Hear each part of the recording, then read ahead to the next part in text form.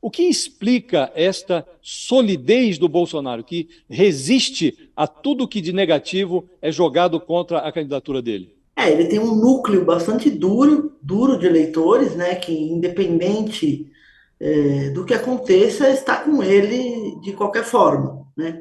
Ambos os candidatos têm esse tipo de eleitor, é, são bem ali, são dois nichos, dois perfis específicos que são bem consolidados com cada um dos candidatos, e tem apenas um pequeno pedaço ali, que está na casa dos 7%, de eleitores que dizem que poderia votar tanto num quanto no outro. E que também, por coincidência, são 7% de eleitores que dizem que o voto ainda pode mudar até o dia da eleição, né?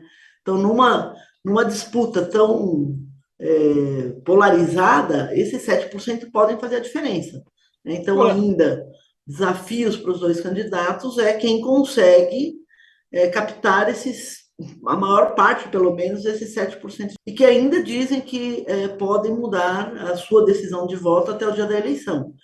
Mas há uma polaridade ali muito forte dos dois, né? Então, por exemplo, quando você analisa por dentro da pesquisa, você tem ali que 92% dos eleitores do Bolsonaro avaliam a gestão dele como ótima e boa, e o mesmo, 92% também dos eleitores do Lula avaliam a gestão como ruim e péssima, né? Então, é bem oposto um ao outro, né? E cada um está com um índice ali de decisão forte entre seus eleitores.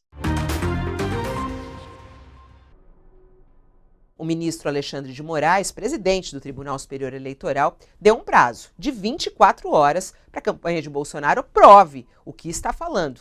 Eles ontem convocaram uma entrevista coletiva para falar de uma suposta fraude em inserções de rádio na propaganda eleitoral no segundo turno. O ministro Alexandre de Moraes afirmou que, caso essas provas não sejam apresentadas, a atitude da campanha de Bolsonaro poderá caracterizar crime eleitoral dos autores, se constatada a motivação de tumultuar o pleito eleitoral na sua última semana. No despacho, Moraes sustenta que os fatos narrados na petição inicial não foram acompanhados de qualquer prova ou documento sério, limitando-se simplesmente a dizer que um representante juntou, ali um relatório de veiculações em rádio.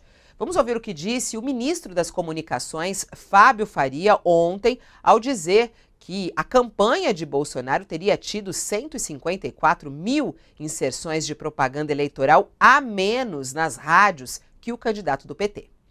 De 7 a 21, a campanha do presidente Jair Bolsonaro teve a menos no Brasil 154.085 inserções de rádio.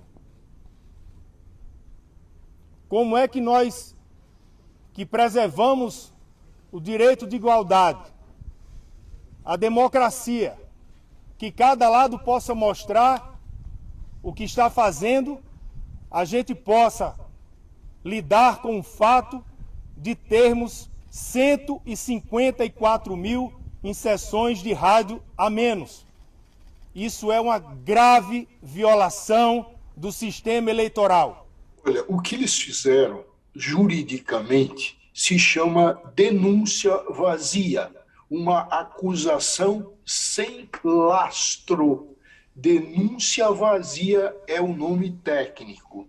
Agora, o que fez o Moraes? Porque está na lei, está no Código de Processo Civil, que é uma legislação suplementar. Fala que quando vem uma denúncia vazia, ou vem relatos sem um mínimo de comprovação, cabe ao juiz mandar emendar essa denúncia, essa inicial de provocação, com os documentos necessários. Foi isso e o que o Moraes fez. E tem um alerta em cima disso, que também é muito importante. Quem faz denúncia falsa, quem leva uma falsa notícia de crime, o que está fazendo? Está cometendo um crime, que é a falsa notícia de crime, que é previsto no Código Penal Comum e no Código Penal Eleitoral. Um erro pode ser fatal, mas um erro pode ser remediado dependendo do modo como o candidato se comporta depois de ter cometido esse erro.